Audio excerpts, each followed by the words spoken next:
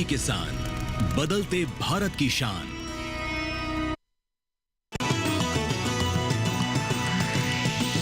DD किसान, बदलते भारत की शान।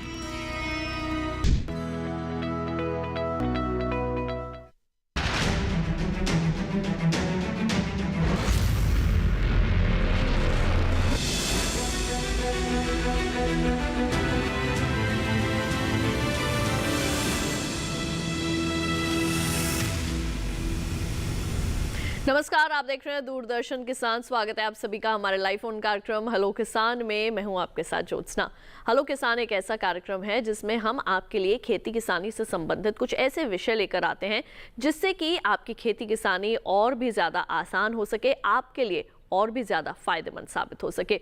तो आइए आपको सबसे पहले हम अवगत करवा देते हैं कि अपने आज के इस लाइव फोन कार्यक्रम में हम किन दो विषयों पर जानकारी हासिल करने वाले हैं। आज जिन दो विषयों पर हम जानकारी हासिल करेंगे वो है किसान उत्पादक संगठन और दूसरा है खरीफ फसलों में खरपतवार नियंत्रण। दोनों ही विषय काफी महत्वपूर्ण हैं, तो अगर इनके बारे में आप कोई भी जानकारी हासिल करना चाहते हैं तो आप हमें फोन कर सकते हैं। हमारे टोल फ्री नंबर्स हैं 1800-113060, 1800-113061। जब भी आप इन नंबर्स पर फ़ोन करेंगे आपका कोई भी पैसा नहीं लगेगा, शुल्क नहीं लगेगा। और इसके साथ ही हमारा व्हाट्सएप नंबर भी आप नोट कर सकते हैं। अगर हमारा फ़ोन नंबर बिजी जा रहा है तो व्हाट्सएप पे आप सीधे हमें मैसेज भेज सकते हैं 8800-520-717। ये हमारा व्हाट्सएप नंबर है। इस पर आप अपना नाम और अपना प्रश्न अपने शहर के नाम के साथ लिख के भेज सकते हैं। ईमेल आईडी भी हमारा एक विकल्प आपके लिए उपलब्ध है। हमारा ईमेल आईडी एक बार फिर से लिख लीजिए, hellokisan2015@gmail.com। तो ये है हमारा ईमेल आईडी। 3 विकल्प हमने आपको दे दिए हैं, चाहे आप टोल फ्री नंबर के जरिए हमसे संपर्क साध सकते हैं या फिर व्हाट्सएप और ईमेल आईडी के जरिए भी हम तक अपने सवाल जो है वो पहुंचा सकते हैं। आइए अब आपका परिचय करवा दें। स्टूडियो में आज हमारे साथ मौजूद हैं डॉक्टर रमनजीत कौर जी। आपका बहुत बहुत स्वागत है। आपसे हम जानकारी हासिल करेंगे खरीफ फसलों में किस तरीके से खरपतवार नियंत्रण किया जा सकता है। उसी के साथ ऑनलाइन माध्यम से हमारे साथ मौजूद रहने वाले हैं डॉक्टर कुंदन कुमार जी। डॉक्टर कुंदन, आपका भी बहुत बहुत स्वागत है हमारे आज के इस लाइव फोन कार्यक्रम में। कुंदन जी, एक बार फिर से आपका स्वागत करेंगे हम अपने आज के इस लाइव फोन कार्यक्रम में। जी नमस्कार। और आपसे हम किसान उत्पादक संगठन जो है इनके बारे में जो है वो जानकारियां हासिल करेंगे। तो आपसे हम निवेदन करेंगे आप अगले 1 घंटे तक लगभग आप हमारे साथ बने रहें। तो आइए कार्यक्रम में जो है वो बातचीत की शुरुआत करें। उससे पहले आप सभी से एक छोटा सा निवेदन, जब भी आप हमें फोन करें विशेषज्ञों से अपना सवाल पूछने के लिए अपने टीवी की आवाज को बिल्कुल बंद रखिए, खास तौर से जिस दौरान आप अपना प्रश्न हमारे विशेषज्ञों से पूछ रहे हो। तो आइए यहाँ पे बातचीत की शुरुआत करते हैं। डॉक्टर रमनजीत जी, सबसे पहले तो मैं आपके पास आना चाहूंगी। खरीफ फसलें इस जो है वो काफ़ी महत्वपूर्ण होती हैं, तो अभी के वक्त की अगर हम बात करें, इस समय की बात करें, तो कौन कौन सी ऐसी खरीफ फसलें हैं जो इस वक्त खेतों में जो है वो लगी हैं? सबसे पहले तो जो भी किसान भाई हमारे इस प्रोग्राम के साथ जुड़े हैं उनको मेरा बहुत बहुत नमस्कार।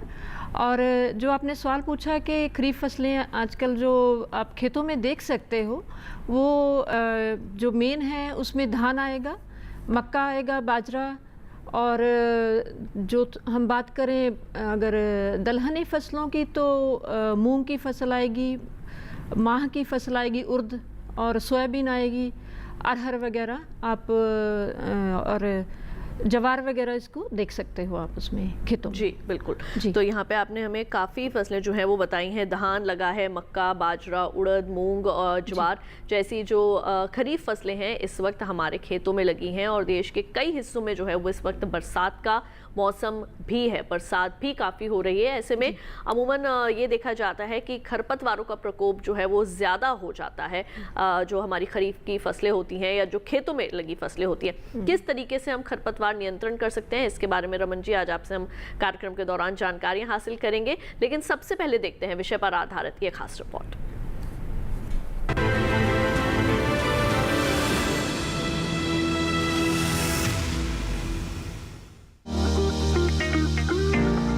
खरीफ फसलों में खरपतवारों का प्रकोप होने की काफी ज्यादा आशंका रहती है। खरपतवार फसलों की पैदावार पर असर डालती हैं। खरीफ फसलों में पाई जाने वाली खरपतवारों को मुख्य रूप से 3 श्रेणियों में बांटा जा सकता है। पहला, चौड़ी पत्ती वाली खरपतवार। ये 2 बीज पत्रीय पौधे होते हैं जिनकी पत्तियां चौड़ी होती हैं।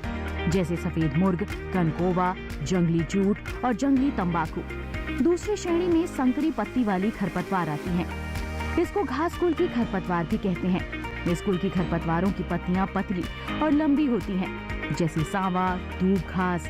तीसरी तरह की खरपतवार होती है मूथा वर्गीय खरपतवार। इस कुल की खरपतवारों की पत्तियां लंबी और तना 3 किनारों वाला ठोस होता है। इनकी जड़ों में गांठें होती हैं। सब्जी फसलों की बात करें तो बंद गोभी में खरपतवार पर नियंत्रण के लिए बेसाली 2.5 लीटर या स्टॉम्प 3.3 लीटर प्रति हेक्टेयर की दर से छिड़काव कर हल्की सिंचाई करें। दलहनी फसलों में मूंग, उड़द, लोबिया और अरहर में बुआई के प्रारंभिक 4 से 5 सप्ताह तक खरपतवार की समस्या ज्यादा रहती है। पहली सिंचाई के बाद निराई गुड़ाई करने से खरपतवार नष्ट होने के साथ साथ मृदा में वायु का संचार भी होता है, जो मूल ग्रंथियों में क्रियाशील जीवाणुओं द्वारा वायुमंडलीय नाइट्रोजन एकत्रित करने में सहायक होता है। खरपतवारों के रासायनिक नियंत्रण के लिए 3.5 से 3.0 मिलीलीटर प्रति लीटर पानी में घोलकर बुआई के 2 से 3 दिनों के अंदर अंकुरण के पहले छिड़काव करने से 4 से 6 सप्ताह तक खरपतवार नहीं निकलते हैं। बाजरा में खरपतवार नियंत्रण के लिए 1 किलोग्राम एट्राजीन प्रति हेक्टेयर के हिसाब से 500 से 600 लीटर पानी में घोल बनाकर छिड़काव बुआई के बाद और अंकुरण से पहले करते हैं। इसके साथ साथ 20 से 40 दिनों के अंदर एक बार कसौला या खुरपी से खरपतवार निकाल दें। वहीं दवाओं का उपयोग करने से पहले कृषि विशेषज्ञों की सलाह भी ले सकते हैं।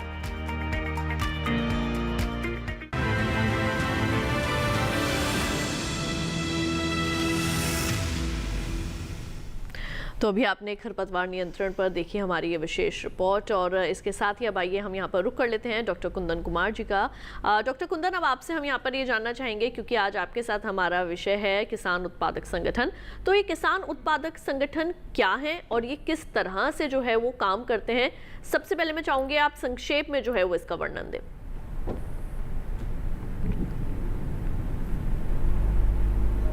कुंदन कुमार जी, आपको आवाज मिल रही है मेरी? जी हाँ, आपकी आवाज आ रही है जी। तो मैं चाहूंगी कि आप हमारे किसान भाई बहनों को बताएं कि किसान उत्पादक संगठन क्या है और ये किस तरह से काम करते हैं। पहले मैं चाहूंगी कि आप इसका संक्षेप में वर्णन दें, उसके बाद हम विस्तार में इसके बारे में बात करेंगे। जी मैडम, सबसे पहले तो मेरे तरफ से सभी किसान भाइयों को प्रणाम और नमस्कार। आज का जो ये विषय है किसान उत्पादक संगठन, तो ये जो संगठन है ये किसानों का एक समूह होता है जो कि अपने पर्पस और गोल के लिए एक साथ आते हैं, वो अपने इनकम जनरेशन के लिए। तो बेसिकली ये है, और इसमें जो है सो बहुत सारे प्रोग्राम हैं और सरकार भी इसमें बहुत ध्यान दे रही है, और सरकार इसको प्रमोट करने के लिए 10,000 किसान उत्पादक संगठन को प्रमोट कर रही है, जो कि प्रत्येक ब्लॉक में 2-2 किसान उत्पादक संगठन को बनाया जाएगा। तो बेसिकली है कि जो भी किसान हैं जिनका पर्पस एक है और जिनका गोल एक है, उनको एक साथ एक प्लेटफॉर्म पे ला करके, और बेसिकली इसको हम बोल सकते हैं कि एक प्लेटफॉर्म टू, मतलब उसको जो है उनको ला करके मार्केटिंग एक्सेस उनको हम दे सकते हैं, के थ्रू एक बेहतर मार्केटिंग एक्सेस दे सकते हैं। बिल्कुल। तो किसान उत्पादक संगठन क्या है, ये तो भी आपने थोड़ा संक्षेप में जाना, और ये किस तरीके से काम करते हैं इसके बारे में हम विस्तार से जानकारी हासिल करेंगे। किसान उत्पादक संगठनों के साथ आप किस प्रकार से जुड़ सकते हैं, क्या किसी दस्तावेज की जरूरत होती है, ये तमाम जानकारियां हासिल करेंगे। लेकिन पहले देखते हैं इस विषय पर आधारित एक खास रिपोर्ट।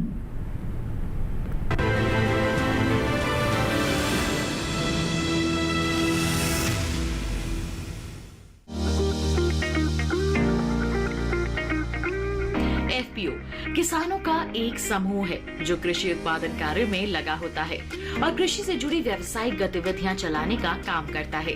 ये समूह कंपनी एक्ट के तहत रजिस्टर्ड होता है, इसलिए इसमें वही सारे फायदे मिलते हैं जो एक कंपनी को मिलते हैं। कृषि और संबंध क्षेत्र के उत्पादन और विपणन में सामूहिक लाभ उठाने के उद्देश्य से इनका गठन किया गया है। किसान उत्पादक संगठनों के पीछे की अवधारणा ये है कि जो किसान कृषि उत्पादों को पैदा करते हैं वे अपना समूह भी बना सकें। इस प्रक्रिया को सुविधाजनक बनाने के लिए कृषि मंत्रालय के कृषि और सहकारिता विभाग ने लघु कृषक कृषि व्यवसाय संघ यानी SFAC को किसान उत्पादक संगठनों के गठन में राज्य सरकारों का समर्थन करने के लिए अधिकृत किया था। FPO द्वारा दी जाने वाली सेवाओं और इसकी गतिविधियों की बात करें तो ये FPO बीज, उर्वरक, कीटनाशक और गुणवत्तापूर्ण उत्पादन इनपुट उचित रूप से कम थोक दरों पर उपलब्ध करवाते हैं। दरअसल FPO से जोड़ने के कई फायदे हैं, जैसे किसानों को अपनी उपज का बाजार मिल जाता है, साथ ही किसान खाद, बीज, दवाइयाँ और कृषि उपकरण भी आसानी से खरीद पाते हैं। इतना ही नहीं, किसानों को बिचौलियों से भी मुक्ति मिलती है। अगर किसान अकेला अपनी पैदावार बेचने जाता है तो उसका मुनाफा बिचौलियों को मिलता है, लेकिन FPO सिस्टम में किसानों को उनके उत्पाद के अच्छे भाव मिल जाते हैं क्योंकि यहाँ बिचौलिए नहीं होते। बता दें कि सरकार ने 2023-24 तक देश भर में 10,000 नए कृषि उत्पादक संगठन स्थापित करने का लक्ष्य रखा था। अभी कुछ समय पहले ही प्रधानमंत्री श्री नरेंद्र मोदी ने बिहार के भागलपुर में PM किसान की 19वीं किश्त जारी करने के साथ ही 10,000वें FPO का शुभ आरंभ किया। 10,000वां FPO खगड़िया जिले में पंजीकृत किया गया है और ये मक्का, केला और धान पर केंद्रित है।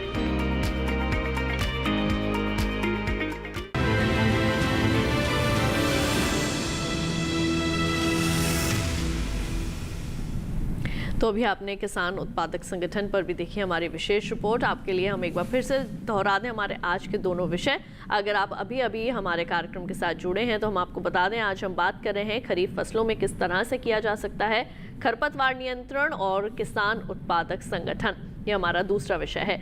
अगर इन दोनों विषयों के संबंध में आप कोई भी जानकारी हासिल करना चाहते हैं, कुछ भी जानना, पूछना या समझना चाहते हैं, तो अब आप हमारे टोल फ्री नंबर्स पे फ़ोन कर सकते हैं, जो कि है 1800-113060, 1800-113061, 8800-520-717। ये है हमारा व्हाट्सएप नंबर, hellokisan2015@gmail.com, ये है हमारा ईमेल ID। डॉक्टर रमनजीत जी, अब आपके पास मैं एक बार फिर से आना चाहूँगी। हमने ये तो जान लिया कि कौन कौन सी खरीफ फसलें इस वक्त हमारे खेतों में लगी हैं। अब एक एक करके उनके खरपतवारों के बारे में भी मुझे लगता है कि जानना ज़रूरी है। जैसे कि हमने रिपोर्ट के माध्यम से भी देखा कि बाजरा भी लगा है, बंद गोभी भी लगी है।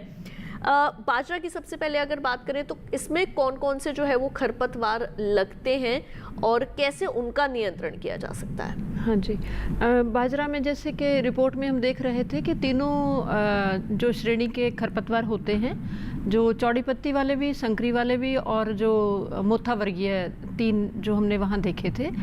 और बाजरा में जैसे कि जो आजकल जो मौसम चल रहा है, बारिश ज़्यादा होने की वजह से खरपतवार तेज़ी से आते हैं और तेज़ी से बढ़ते हैं।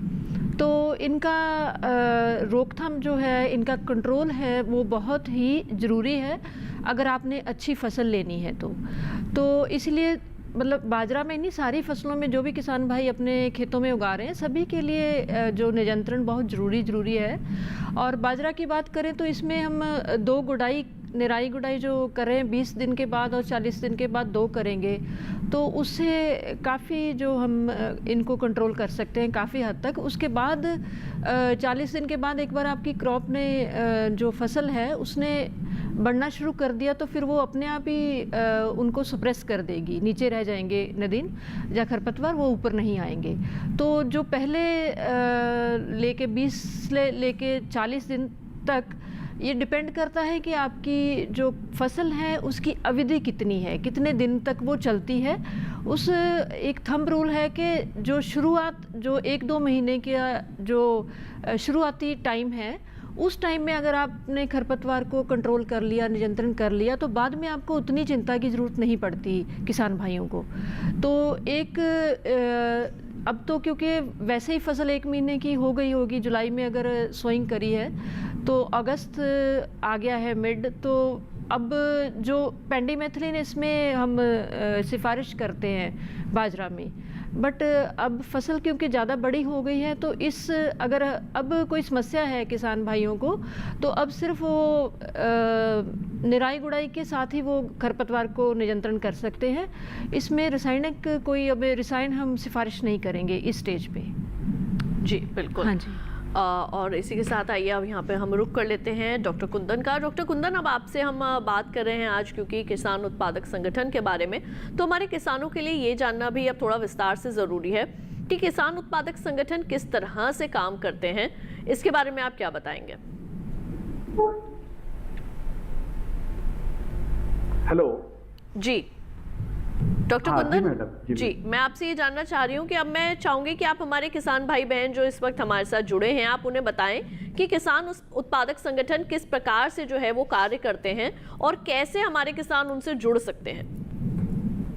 जी जी किसान उत्पादक संगठन एक्चुअली जैसे ही हम इसको देखते हैं कि ये किसान उत्पादक संगठन, तो बेसिकली हम इसको बोल सकते हैं कि ये उत्पादक वर्ग का जो भी हमारे किसान हैं, ऑब्वियसली सभी किसान जो है तो उत्पादन करते हैं।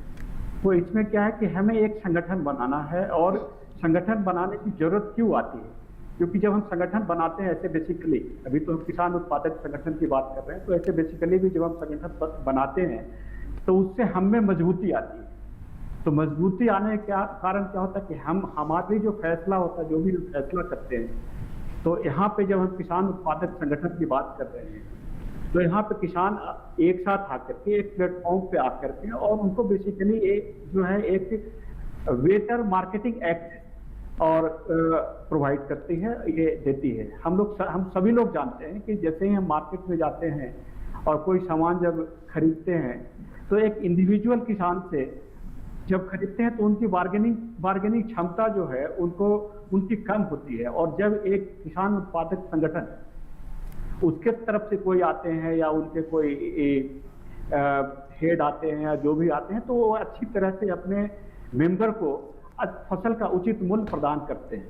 तो यहाँ पे ये मेन बेसिकली हम ये बोल सकते हैं किसान उत्पादक संगठन जो है वो किसानों की एक समूह है जो कि एक अच्छे मार्केटिंग एक्सेस के लिए, उनके इनकम को बढ़ाने के लिए और लाइवलीहुड बेटर लाइवलीहुड के लिए किसान उत्पादक संगठन एक बहुत ही जरूरी चीज है।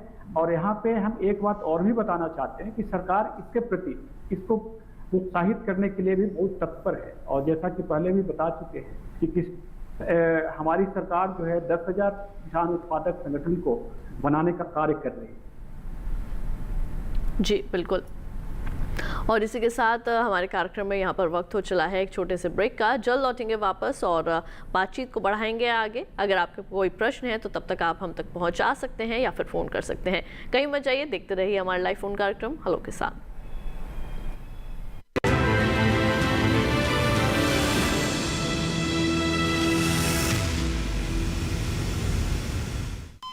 अरे सुन तो।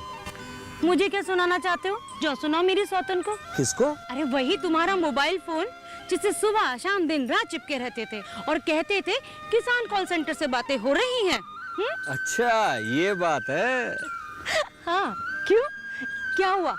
अब बात नहीं होती क्या? अब तो झट से बात हो जाती है। ऐसा क्या? हाँ, अब तो ज्यादा लाइनें और खास तकनीक के कारण खेती के माहिरों से तुरंत बात हो जाती है, और अगर कभी लाइन व्यस्त हो तो अपनी समस्या फोन पर रिकॉर्ड करा दो, वहाँ से फोन आ जाता है और समस्या की हल का मैसेज भी आ जाता है। ये देखो आ गया। अरे वाह, इसका मतलब इंतजार की घड़ी अब खत्म। हाँ। तभी मैं सोचूं कि आजकल मुझ पर इतना प्यार क्यों आ रहा है।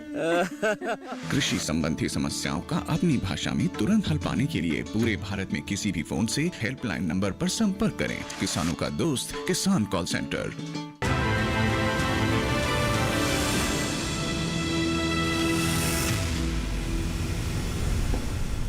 ब्रेक के बाद एक बार फिर आप सभी का स्वागत है हमारे लाइव फोन कार्यक्रम हेलो किसान में, जहां आज हम बात करें खरीफ फसलों में कैसे करें खरपतवार नियंत्रण और किसान उत्पादक संगठन किस तरह से कार्य करते हैं, आप उनके साथ कैसे जुड़ सकते हैं, कैसे अपनी आय में जो है वो आप वृद्धि कर सकते हैं। तमाम जानकारियां हम हासिल कर रहे हैं। अगर आपके मन में कोई भी प्रश्न है तो आप हमें फ़ोन कर सकते हैं हमारे टोल फ्री नंबर्स पर, जो कि हैं 1800-113-060 और 61, या फिर व्हाट्सएप के जरिए भी आप अपने प्रश्न मुझ तक सीधे पहुंचा सकते हैं 8800-520-717। इस पर आप अपना सवाल लिखिए, अपना नाम और अपने शहर का नाम लिखना ना भूलें।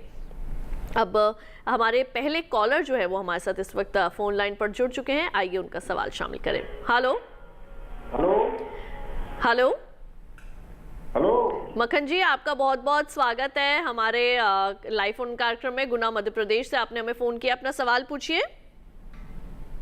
जी मैडम, मेरा सवाल है। जी पूछें। मक्का ज्यादा बारिश तो पीली पड़ रही है।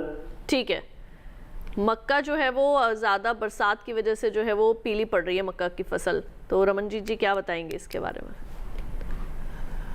हाँ जी मक्खन सिंह जी, जो ज़्यादा बारिश की वजह से ना, हाँ, इसका एक ही इलाज है कि इसमें पानी थोड़ा रुक रहा है, तो पानी हमने खड़ा नहीं होने देना। ये थोड़ी सेंसिटिव क्रॉप है, पानी को ज़्यादा, खड़े पानी को सहारेगी नहीं।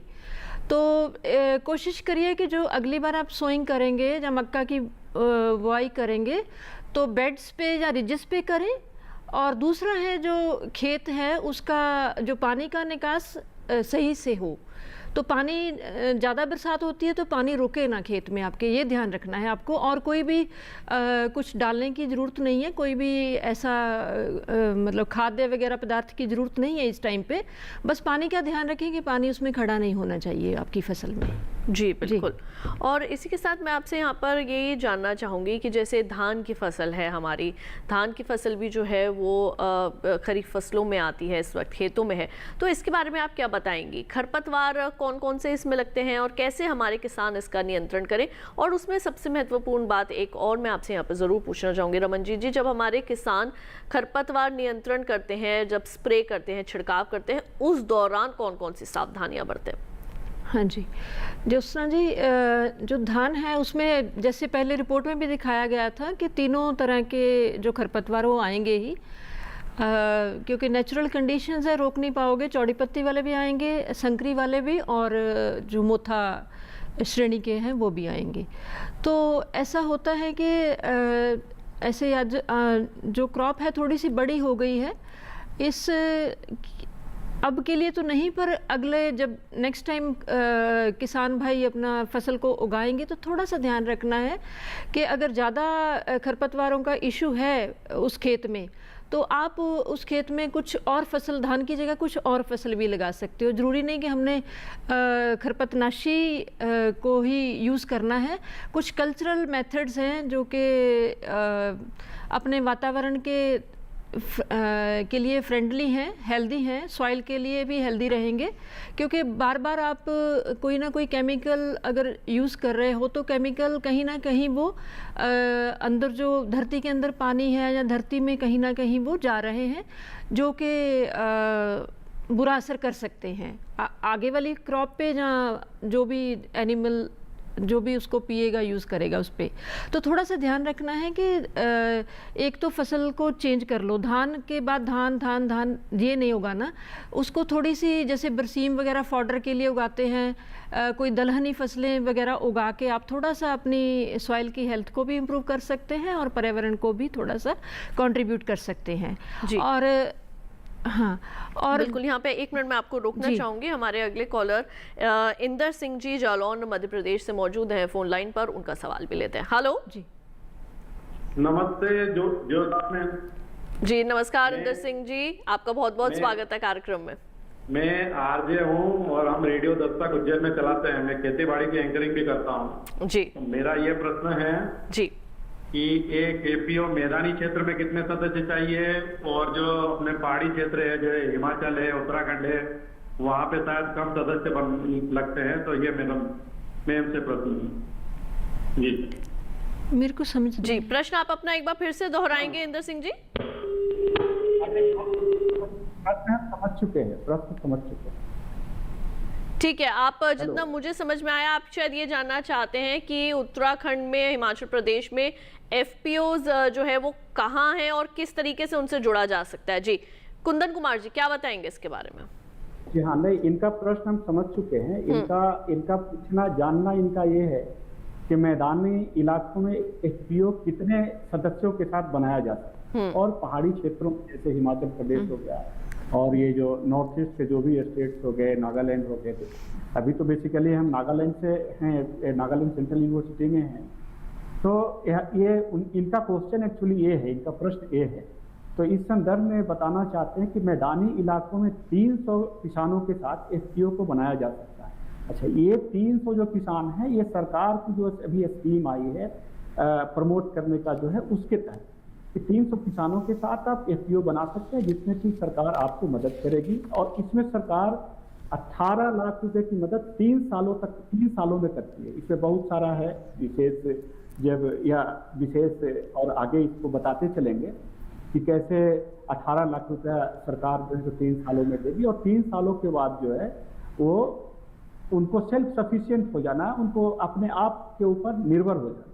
तो सरकार 3 साल तक मदद करेगी। अच्छा, पहले अब इनके क्वेश्चन के प्रश्न का एक और जवाब देना चाहेंगे कि पहाड़ी इलाकों में कितने सदस्यों के साथ बनाया जा सकता है, कितने मेंबर के साथ बनाया जा सकता है। तो पहाड़ी इलाकों में 100 की संख्या के साथ किसान उत्पादक संगठन को बनाया जा सकता है। और मैदानी और पहाड़ी दोनों इलाके में सरकार की जो योजना है वो उसमें 18 लाख रुपए, वो 3 साल तक, मान प्रत्येक साल 18 लाख में, ये 3 सालों में 18 लाख रुपए किसान उत्पादक संगठन को मदद करेगी। बिल्कुल। हमारे अगले कॉलर विपिन जी सागर मध्य प्रदेश से मौजूद है फोन लाइन पर, आइए उनका सवाल भी लेते हैं। हेलो हेलो हेलो जी नमस्ते मैम। जी विपिन जी, आपका बहुत बहुत स्वागत है कार्यक्रम में। अपना सवाल पूछिए, क्या जानना चाहेंगे? जी मैम, सोयाबीन में खरपतवार है। सवाल एक बार फिर से दोहराएं। खरपतवार की समस्या आ रही है। किसमें? सोयाबीन में खरपतवार की समस्या आ रही है जी, तो कुछ उन्नत यंत्र बताएं ना, जैसे तरीका क्या हो सकता है, फिर खरपतवार के लिए कुछ यंत्र हो तो वो बताएं। ठीक है, खरपतवार के लिए कोई यंत्र हो रमनजीत जी तो बताएं, और समस्या आ रही है इसके अंदर। जी हेलो। जी जी जी पूछिए। किसान उत्पादक संगठन के बारे में जानना चाह रहे थे। इसमें कुछ जो इसमें रोजगार भी क्या होता है, ये जानना था। ठीक है, तो दोनों ही हमारे विशेषज्ञों से आपका प्रश्न है। रमनजीत जी, पहले तो आपसे लेंगे हम। सोयाबीन में जो है वो खरपतवार की समस्या आ रही है, और क्या किसी तरीके के यंत्र हैं जिनसे खरपतवार को निकाला जा सकता है? हाँ विपिन जी, आजकल तो काफ़ी जो मैकेनिकल वीडर वगैरह मिल सकते हैं। अगर आप के पास कुछ ऐसा, मध्य प्रदेश में तो बहुत है। मैंने देखा है कि वहाँ की कुछ मैन्युफैक्चरर हैं जो मैन्युफैक्चर कर रहे हैं, मैकेनिकल वीडर बोलते हैं, तो वो आप ले सकते हो। उसमें 3 भी फरो होते हैं, 5 भी फरो होते हैं, क्योंकि ये आप रो टू रो काफ़ी फासला होता है। अरहर क्रॉप की आप बात कर रहे हो तो वो आराम से चल जाएगा, पर ध्यान रखना है कि वो 1-1.5 महीने तक ही चलेगा, जब तक आपकी फसल जो है उसकी हाइट छोटी है। जब वो बड़ी हो जाएगी तो थोड़ी सी मुश्किल आएगी। बट मैकेनिकल वीडर या व्हील हैंड हो वगैरह कुछ ऐसे इम्प्लीमेंट्स हैं जो आप यूज़ करके थोड़ा सा उनको कंट्रोल कर सकते हो। दूसरा है कि जैसे भी आप कोई भी फसल, अरहर की बात को छोड़ के कोई भी फसल आप लेते हो, तो ध्यान रखना है कि जो भी बीज है उसमें मिक्सचर ना हो, वीड वगैरह मिक्स ना हुए हो। और दूसरा एक और ध्यान रखना है कि जब ये वीड सपोज आ गए आपकी क्रॉप में, तो ये ध्यान रखना है कि इनके फूल ना बन पाएँ। उससे पहले जितना आप इनको उखाड़ के फेंक सकते हो ना, तो वो थोड़ा सा करवा दीजिए, और थोड़ा सा खेत को इनसे फ्री रखना है। तो नेक्स्ट जनरेशन में, नेक्स्ट ईयर में वो थोड़ा से और कम हो जाएंगे, क्योंकि इनकी जो कैपेसिटी होती है सीड प्रोडक्शन की, और बहुत ज़्यादा होती है, और आपकी फसल से बहुत ज़्यादा compete करेंगे, आपकी फसल को बहुत नुकसान करेंगे। तो वो थोड़ा सा शुरू से ही ध्यान रखना है। और थंब रूल मैंने पहले भी बताया है कि जो आपकी 1-1.5 महीना पहले खरपतवारों से फ्री रख ली अगर आपने क्रॉप, तो बाद में ज़्यादा चिंता की ज़रूरत नहीं है। इसलिए थोड़ा सा आपको प्रिवेंटिव जो है थोड़ा सा तरीके हैं अपनाने पड़ेंगे आपकी क्रॉप को खरपतवारों से फ्री रखने के लिए। जी बिल्कुल। और कुंदन कुमार जी, आपके लिए भी एक इनका प्रश्न है कि किस तरीके से रोजगार प्राप्त किया जा सकता है किसान उत्पादक संगठन के साथ अगर जुड़े तो? बेसिकली एक्चुअली पहले भी इस पे हम लोग डिस्कस कर चुके हैं, चर्चा कर चुके हैं कि किसान उत्पादक संगठन जो है वो मार्केट एक्सेस प्रोवाइड करने के लिए, क्योंकि किसानों के साथ होता क्या है कि वो अपना उत्पादन करते हैं और उनको प्रॉपर मार्केटिंग नहीं मिलता। क्योंकि जब इंडिविजुअल किसान जब वो मार्केट में जाता है तो उनके पास वो कैपेसिटी नहीं रहती है बार्गेन करने की, जो कि एक समूह की कैपेसिटी रहती है। तो बात रही रोजगार की, तो ये जो हम अभी चर्चा इस पे कर रहे हैं, तो उनको ये लगा होगा हमारे किसान भाई को कि ये 18 लाख रुपए सरकार दे रही है, तो इसमें कुछ रोजगार की संभावना उत्पन्न होगी क्या? तो यस, इसमें एक्चुअली सरकार की तरफ से 3 सालों तक 2 रोजगार दिया जाता है। एक जो है उसको chief executive officer of FPO बोलेंगे, और एक अकाउंटेंट होते हैं। लेकिन ये जो है केवल और केवल ये सपोर्ट जो है उस किसान उत्पादक संगठन को 3 साल तक ही रहेगा। बट बेसिकली जो हम किसान उत्पादक संगठन बनाते हैं वो हमारे किसान भाइयों को एक अच्छी बाजार उपलब्ध कराने के लिए बनाते हैं, जिससे कि उनकी इनकम में वृद्धि हो, उनके लाइवलीहुड जनरेशन अच्छी हो जाए। तो बेसिकली हम लोग किसान उत्पादक संगठन इसी कारणों के लिए बनाते हैं, और सरकार इसी कारणों के लिए ही किसान उत्पादक संगठन को प्रमोट कर रही है। जी बिल्कुल। और इसके साथ हमारे अगले कॉलर भी मौजूद हैं, राकेश जी शिमला हिमाचल प्रदेश से। आइए उनका सवाल भी लें। हेलो जी नमस्कार। राकेश जी, आपका बहुत बहुत स्वागत है कार्यक्रम में। सवाल पूछिए, क्या जानना चाहेंगे? मेरा सवाल ये है कि हम जो है किसान समुदाय को संगठन बनाना चाहते हैं, तो इसकी जो है हिमाचल में ट्रेनिंग कहाँ दे सकते हैं और इसके लिए हम क्या क्या करना होता है? ठीक है, तो आपके प्रश्न का उत्तर हम ज़रूर शामिल करेंगे, लेकिन ब्रेक के बाद, क्योंकि कार्यक्रम में यहाँ पर वक्त हो चला एक छोटे से ब्रेक का, और ब्रेक के बाद हम डॉक्टर कुंदन से जानेंगे राकेश जी के प्रश्न का उत्तर। तो कहीं मत जाइए, देखते रहिए हमारा लाइव फोन कार्यक्रम हेलो के साथ।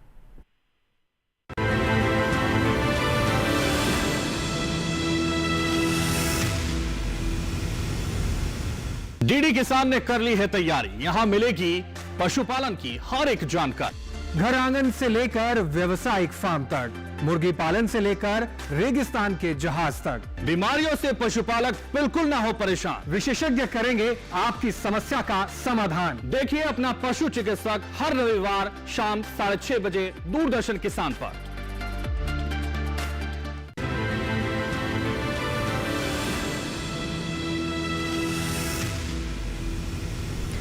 ब्रेक के बाद एक बार फिर आप सभी का स्वागत है हमारे लाइव फोन कार्यक्रम हेलो किसान में, जहां आज हम बात कर रहे हैं खरीफ फसलों में खरपतवार नियंत्रण की, और साथ ही हम ये भी जान रहे हैं कि किस तरीके से किसान उत्पादक संगठन जो है वो काम करते हैं। ब्रेक पर जाने से पहले हमें राकेश जी ने शिमला हिमाचल प्रदेश से कॉल किया था, और उनका प्रश्न था डॉक्टर कुंदन जी से। तो डॉक्टर कुंदन, आप क्या बताएंगे, किस तरीके से अगर वो किसान उत्पादक संगठन शुरू करना चाहें तो कैसे कर सकते हैं वहाँ, जितना मैं उनका प्रश्न समझ पाई? जी हाँ मैडम, ये किसान हमारे जो किसान भाई हैं जी, तो इसकी जी हाँ मैडम, इसकी विस्तृत जानकारी के लिए वो या तो जिस जिले में होंगे वहाँ पर कृषि विज्ञान केंद्र होगा या एग्रीकल्चर यूनिवर्सिटी का कोई भी ब्रांच होगा, तो वहाँ पर भी इसकी जानकारी मिल जाएगी। अन्यथा डिस्ट्रिक्ट एग्रीकल्चर ऑफिस में भी जाकर के पता कर सकते हैं। उनके ज़िले में नाबार्ड की ऑफिस भी होगी, वहाँ भी जाके पता कर सकते हैं कि हम कैसे ये किसान उत्पादक संगठन बना सकते हैं। क्योंकि जो सरकार की योजना है उसके बारे में थोड़ा सा और भी कुछ बातें बताना चाहते हैं, क्योंकि अभी तक 3 एजेंसी जो है वो इम्प्लीमेंट कर रही है ये किसान उत्पादक संगठन को। SFAC small farmer agri business consortium एक पहली ऑर्गेनाइजेशन हो गई, दूसरी ऑर्गेनाइजेशन हो गई NCDC national cooperative development corporation, और तीसरा हो गया NABARD national bank for agriculture and rural development. तो ये 3 एजेंसियां हैं वो इसका इम्प्लीमेंट करते हैं, और उसका इम्प्लीमेंटेशन जो होता है CBBO के थ्रू होता है, क्योंकि ये डायरेक्टली फील्ड में नहीं जाता। वो CBBO को अपॉइंट करते हैं, क्लस्टर बेस्ड बिजनेस ऑर्गेनाइजेशन, और क्लस्टर बेस्ड बिजनेस ऑर्गेनाइजेशन ही उनके इलाके में जाकर के वो देखती है कि किस उत्पाद के लिए किसान उत्पादक संगठन को बनाया जाए, या जब हम किसान उत्पादक संगठन को बनाएंगे तो कौन सा उत्पाद को हम इसमें सेलेक्ट करें जिससे कि किसानों की इनकम में वृद्धि हो। तो ये कुछ बातें जिसको कि हम रखना चाह रहे थे। तो हमारे किसान राकेश जी जो हैं वो नियरेस्ट नाबार्ड के बैंक में नाबार्ड में जाकर के पता कर सकते हैं, या नियरेस्ट कृषि विज्ञान केंद्र भी होगी उनके ज़िले में, वहाँ भी पता कर सकते हैं, या कोई भी एग्रीकल्चर यूनिवर्सिटी या फिर आपका डिस्ट्रिक्ट एग्रीकल्चर ऑफिस, वहाँ भी जाकर के इसके बारे में विस्तृत जानकारी लें। जी बिल्कुल। और अब आइए हम यहाँ पर रुक करते हैं रमनजीत जी का। तो मैम अब आपसे मैं यहाँ पर ये जानना चाहूँगी कि हम ये तो जान रहे हैं साथ साथ कि कौन कौन सी खरीफ फसलें इस वक्त खेतों में हैं और कौन कौन से खरपतवार हो सकते हैं, लेकिन जैसे कि हम ये भी जानते हैं कि देश में इस वक्त काफ़ी हिस्सों के अंदर जो है वो बरसात हो रही है और बरसातों में देखा जाता है ज़्यादातर खरपतवारों का प्रकोप जो है वो काफ़ी बढ़ जाता है। तो किस तरीके से बरसात के मौसम में खरपतवार के प्रकोप को रोका जा सकता है, उसके बारे में आप क्या बताएंगे? और खरपतवार का जो रसायन होता है बरसात के मौसम में, उसको कब प्रयोग जो है उसका करना चाहिए? हाँ, जो खरपतनाशी हम सिफारिश करते हैं अलग अलग फसलों के लिए, वो अलग अलग टाइम और उसकी मात्रा और उसका जो मेथड है वो बहुत ही महत्वपूर्ण है उसका नियंत्रण करने के लिए खरपतवारों का। तो इसलिए इसका टाइम भी इम्पोर्टेंट है, डोज भी और मेथड भी, तीनों जो आपने पूछा अभी। तो खरपतवार क्योंकि आपने बता ही दिया कि जो ऐसा मौसम है, बारिश अच्छी हो रही है, उनको अच्छा एनवायरनमेंट मिल रहा है, तो वो पूरा कंपटीशन करते हैं हमारी क्रॉप के साथ और दे आर वेरी, ये बहुत ही अग्रेसिव टाइप होते हैं, ढीठ टाइप के। तो आपकी क्रॉप कम बढ़ेगी, ये ज़्यादा बढ़ेंगे क्योंकि ये कंपटीशन करते हैं क्रॉप के साथ। जो भी उनके न्यूट्रिएंट्स हैं, जो भी उनकी जगह है, जो भी पानी वो ले रहे हैं और सारे जो भी तत्व उनको चाहिए प्लांट्स को ग्रो करने के लिए, पूरा कंपटीशन होता है दोनों के बीच में। तो इसको हमने तोड़ना है। तो एक तो है कि जो भी किसान भाई फसल ले, जो बीज है फ्री फ्रॉम वीड सीड्स होना चाहिए। पहला तो ये है कि जब शुरू ही आने ही ना दें तो आपका जो फसल है वो ही शुद्ध हो जाएगी तभी से, शुरू से। अगर खेत में थोड़ा सा आपको लगता है कि प्रकोप है, वीड सीड्स ज़्यादा है, तो वहाँ हम सिफारिश करते हैं कि जो है बार बार एक ही फसल ना उगाई जाए। जैसे कि मक्का लगा रहे हो, बाजरा लगा रहे हो, तो उनको हम दलहनी फसल के साथ डाइवर्सिफाई कर सकते हैं या रोटेट कर सकते हैं। तो क्योंकि जो मक्का के खरपतवार है, हो सकता है वो दलहनी फसल में ना हो क्योंकि वो क्रॉप के स्पेसिफिक भी होते हैं। तो ये छोटी छोटी बातें हैं जो कि हमें बहुत ही ध्यान रखना है।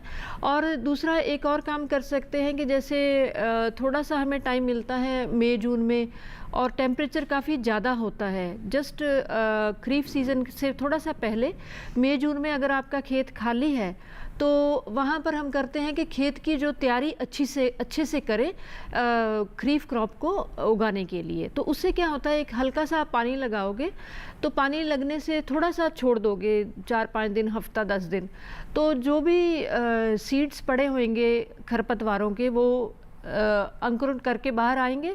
तो उसके बाद आप 2-3 बार डिस्क हैरो या कल्टीवेटर नॉर्मल जो है वो चला दीजिए, ताकि जो वो खरपतवार जो हैं, जो छोटे छोटे पौधे उगे हैं, उनको हम नष्ट कर सकें। और ज़्यादा गर्मी में थोड़ा सा आप खेत को 1-2 बार कल्टीवेट करके खुला भी छोड़ सकते हैं, क्योंकि टेम्परेचर अगर ज़्यादा होएगा मई जून के मंथ में तो वो सहन नहीं कर पाएंगे ज़्यादा टेम्परेचर, तो उससे भी वो काफ़ी हम उनको काफ़ी हद तक कंट्रोल कर सकते हैं। बिल्कुल जी। नंदू जी इस वक्त हमारे साथ हमारे अगले कॉलर मौजूद है फोन लाइन पर, मध्य प्रदेश से। आइए उनका सवाल लेते हैं। हेलो हेलो हेलो नंदू जी, आपका बहुत बहुत स्वागत है हमारे कार्यक्रम में। आपने हमें मध्य प्रदेश से फ़ोन किया है, पीपल हेड़ा से। अपना सवाल पूछिए, क्या जानना चाहेंगे?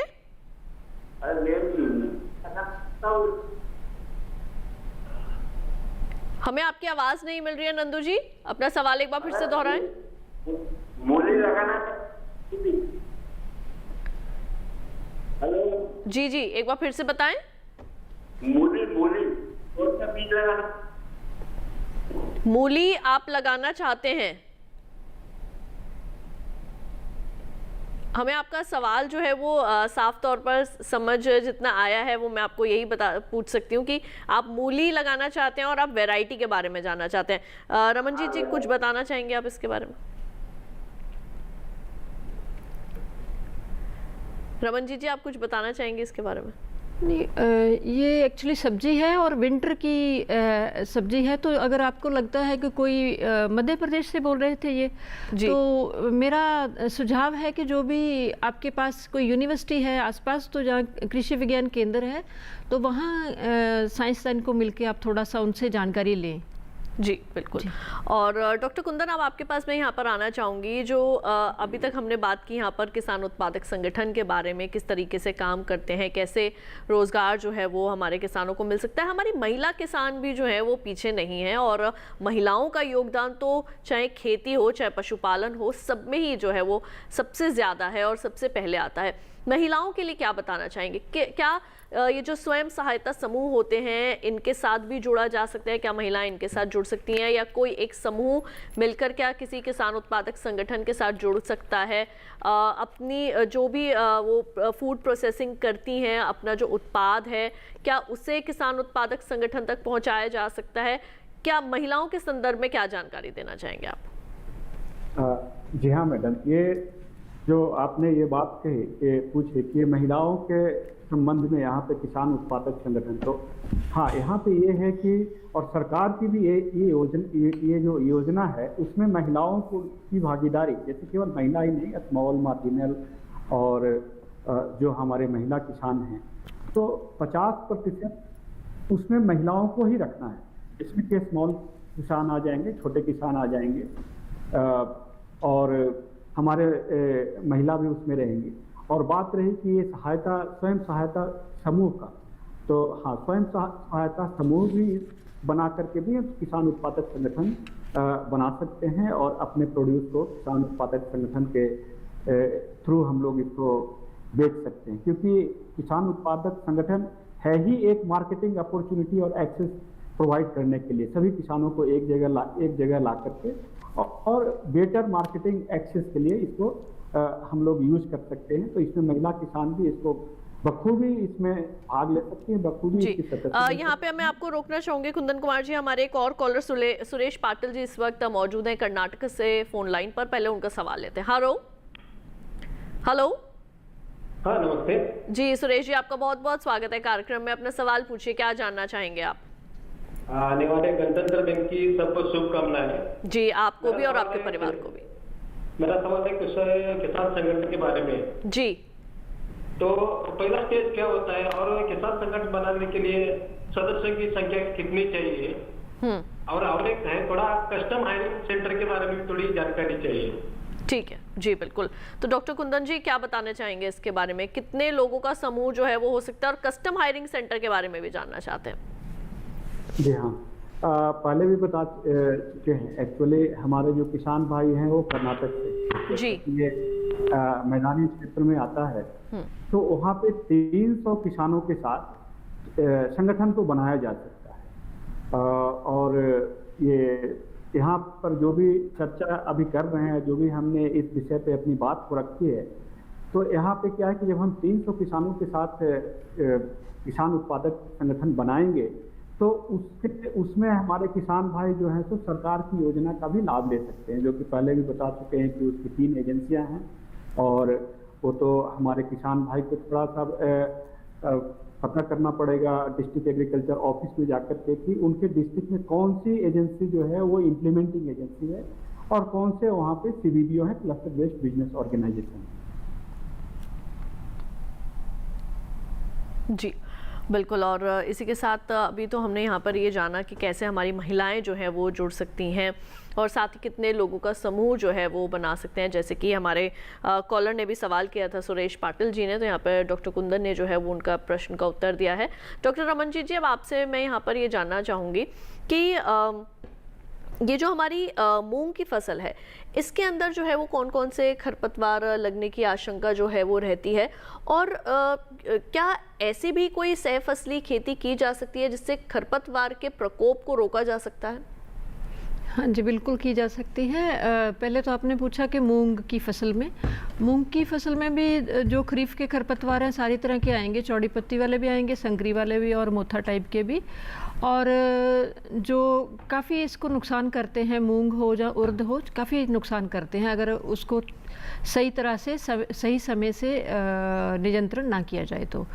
दूसरा आपने पूछा कि सह फसल, कोई जैसे हम बोलते हैं कि अंतर फसल उगा सकते हैं, तो वो ज़्यादा हम सिफारिश करते हैं कि जो मक्का वगैरह है या बाजरा है, जो सीरियल फसल है उसके अनाज वाली फसलें और दलहनी फसलें मिक्स करके कर सकते हैं, क्योंकि जो अनाज वाली फसलें हैं वो सीधा थोड़ी हाइट ज़्यादा लेती हैं और दलहनी फसलें थोड़ा सा भूमि के पास, सॉइल के पास रहती हैं थोड़ा सा।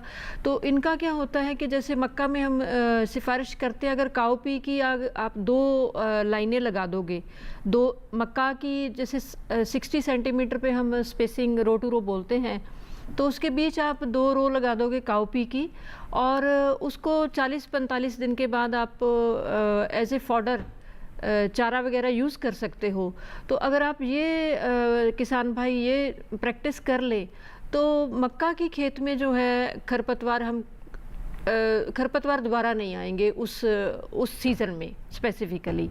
तो ये बहुत ही अच्छा ढंग है जिससे कि हम अपना प्रॉफिट भी बढ़ा सकते हैं और अपनी पानी को और भूमि को खराब होने से भी बचा सकते हैं। बिल्कुल। और इसी के साथ हमारे कार्यक्रम में वक्त हो चला है एक छोटे से ब्रेक का। जल्द लौटेंगे वापस, कहीं मत जाइए, देखते रहिए हमारा लाइव फोन कार्यक्रम हेलो किसान।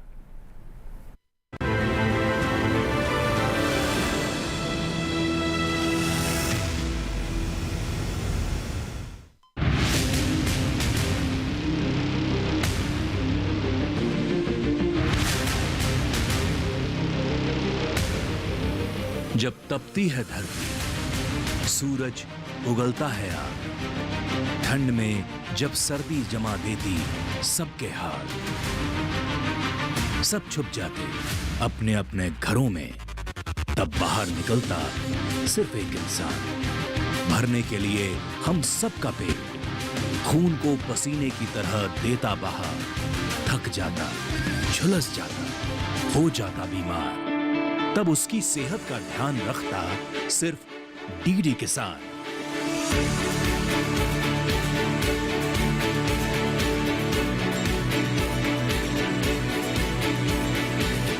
देखिए स्वस्थ किसान शनिवार शाम 6 बजे लाइव, सिर्फ दूरदर्शन किसान चैनल पर।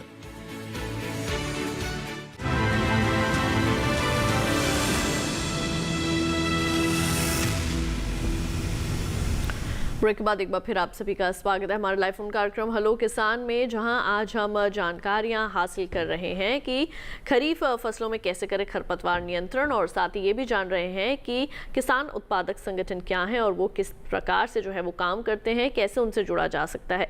यहाँ पर हमें पुरुषोत्तम कुमार जी ने गाँव डंडी, तहसील भद्रवा, जिला डोडा, जम्मू कश्मीर से व्हाट्सएप के जरिए एक प्रश्न भेजा है।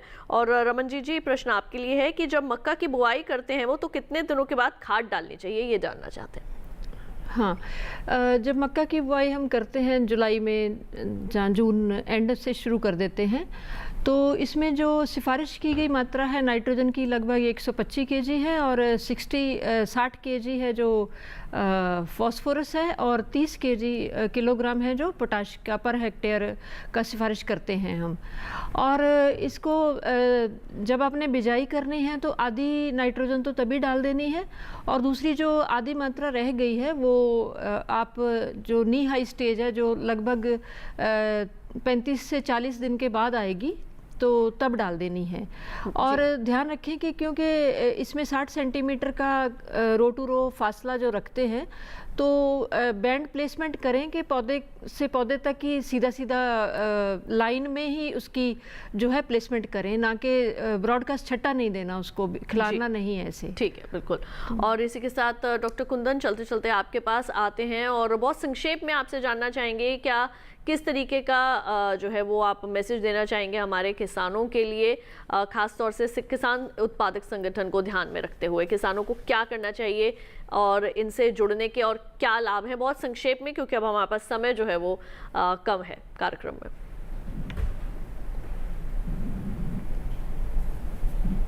उनके साथ संपर्क जो है वो शायद हमारा टूट गया है। तो डॉक्टर कुंदन, आप लगातार हमारे साथ कार्यक्रम में बने रहे, उसके लिए आपका बहुत बहुत शुक्रिया। आपने बहुत अच्छी जानकारियां जो है वो आपने साझा की हमारे किसानों के साथ ही हमारे किसानों को आपने ये भी समझाया कि किस तरीके से किसान उत्पादक संगठन काम करते हैं और उनसे जुड़ने के क्या क्या साधन है और क्या क्या लाभ हैं।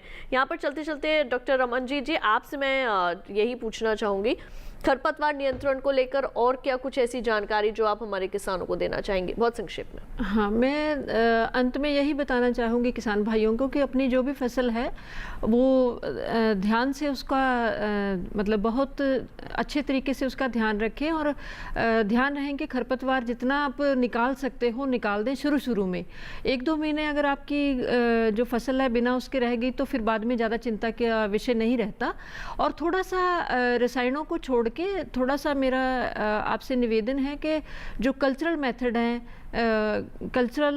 हैं जो नेचुरल वेज हैं उसके हिसाब से भी आप थोड़ा सा खेती करें, ताकि जो बीज है साफ़ सुथरा बिजाई करें, जो क्रॉप के रेजिड्यू मल्च वगैरह उसको यूज़ कर सकते हैं। सीड रेट को थोड़ा सा 20-30% बढ़ा के भी हम नदीनों का जो है थोड़ा सा जो प्रकोप है उसको रोक सकते हैं।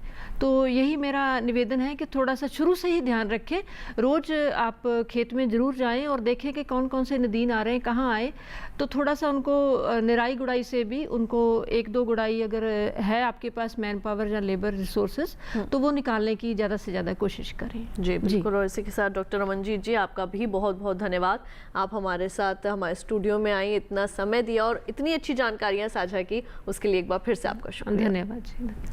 तो अपने आज के इस कार्यक्रम में हमने जाना कि किस तरीके से खरीफ फसलों में आप खरपतवार नियंत्रण कर सकते हैं और साथ ही ये भी जानकारी हासिल की कि किसान उत्पादक संगठन किस तरीके से कार्य करते हैं और कैसे उनसे आसानी से जुड़ा जा सकता है। अब हमारे अगले हेलो किसान के जो 2 विषय रहने वाले हैं, आइए आपसे उन्हें अवगत करवा दें। तो हमारे जो अगले विषय हैं वो होगा समाकलित मछली पालन तकनीक,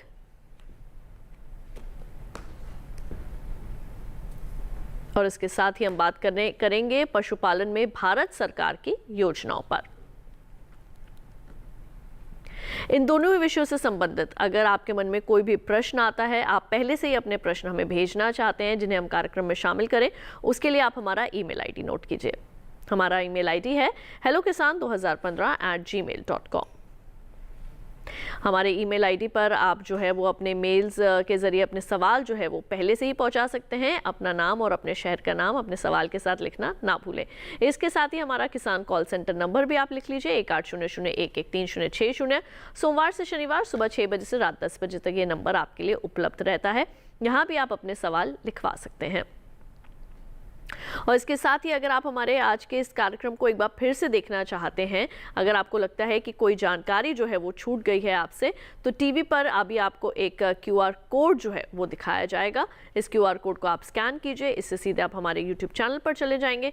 वहां जाकर आप एक बार फिर से हमारे इस कार्यक्रम को देख सकते हैं। तो आज के लिए केवल इतना ही, मुझे दीजिए इजाजत। आप देखते रहिए दूरदर्शन किसान, रखिए अपना ख्याल। नमस्कार।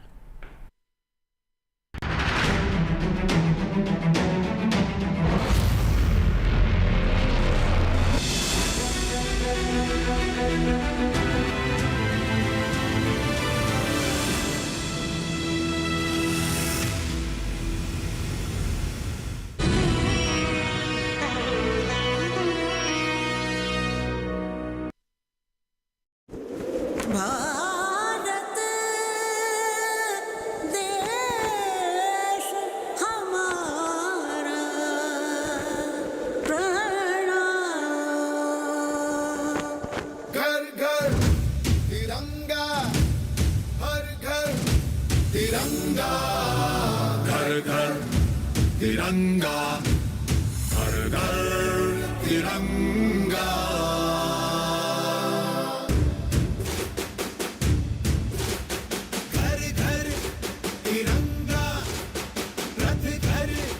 तिरंगा, घरों घरी तिरंगा, प्रत्येक घरी तिरंगा।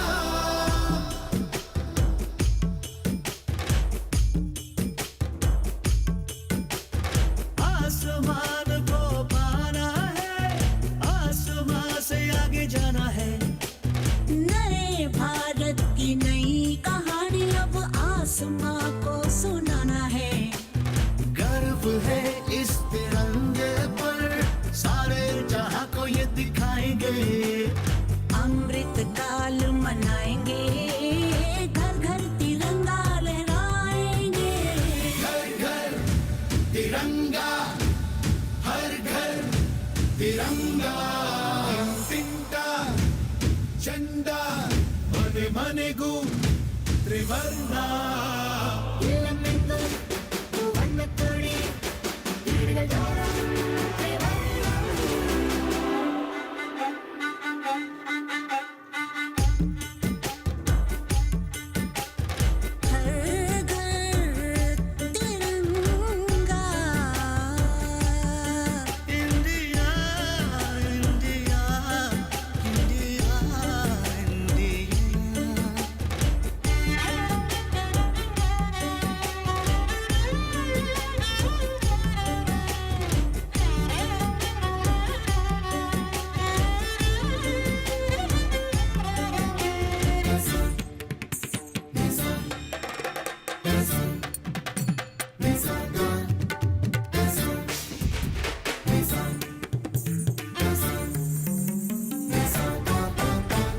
केसरिया रंग है क्या? ये रंग मेरी शक्ति का है, ये रंग मेरी ताकत का है, ये रंग देश के माथे पे सजा। श्वेत है क्या रंग सत्य का? ये श्वेत रंग शांति का है, ये श्वेत रंग एके का है, ये रंग देश के दिल में है बसा। रंग हरा तो खुशहाली का है, ये धर्म चक्र विकास का। इन्हीं उसूलों से है ये बना तिरंगा हमारा, तिरंगा प्यारा। घोरे घोरे तिरंगा, शौक घोरे तिरंगा, घेर घेर तिरंगो, ज्योति घोरे पताका। घर घर तिरंगा, घर घर तिरंगा, घर घर तिरंगा, घर घर तिरंगा, घर घर तिरंगा।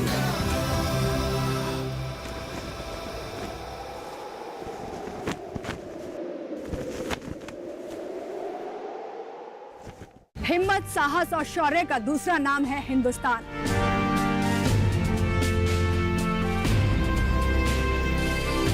हिंदुस्तान के अंदर अंग्रेजों के अत्याचार इस कदर बढ़ चुके थे। इतिहास गवाह है कि जब कभी दुश्मन ने देश पर बुरी नजर डालने की कोशिश भी की तो देश के सपूतों ने दुश्मन के इरादों को नेस्तनाबूद कर दिया। मामा, आपको पता चला कि हमने तोलोलिंग कैप्चर कर लिया है। भारतीय सेना ने जो अपना सबसे कठिन युद्ध लड़ा इतिहास में, वो कारगिल का युद्ध था।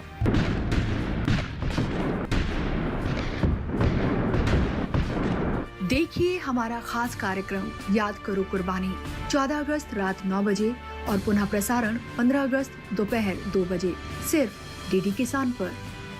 कृषि में रोबोटिक्स एक उभरती हुई तकनीक है।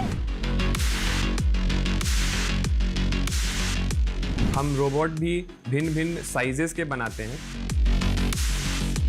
हमारा रोबोट 85% पार्ट से भारत में बना हुआ है।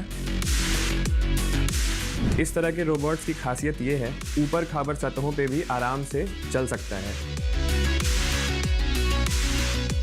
प्रिसाइजली कंट्रोल्ड तरीके से उस वीड को एक आर्म का यूज करके निकाला जाएगा। देखिए कृषि स्टार्टअप इस शनिवार रात 9:30 बजे और पुनः प्रसारण सोमवार शाम 4 बजे सिर्फ डीडी किसान पर। त्याग, समर्पण और बलिदान, आजाद भारत ने ली अंगड़ाई, चल पड़ा कारवां, सपनों को मिली नई उड़ान, तैयार है एक नया हिंदुस्तान। 79वें स्वतंत्रता दिवस समारोह का लाल किले से सीधा प्रसारण 15 अगस्त सुबह 6:30 बजे से दूरदर्शन के सभी चैनलों पर।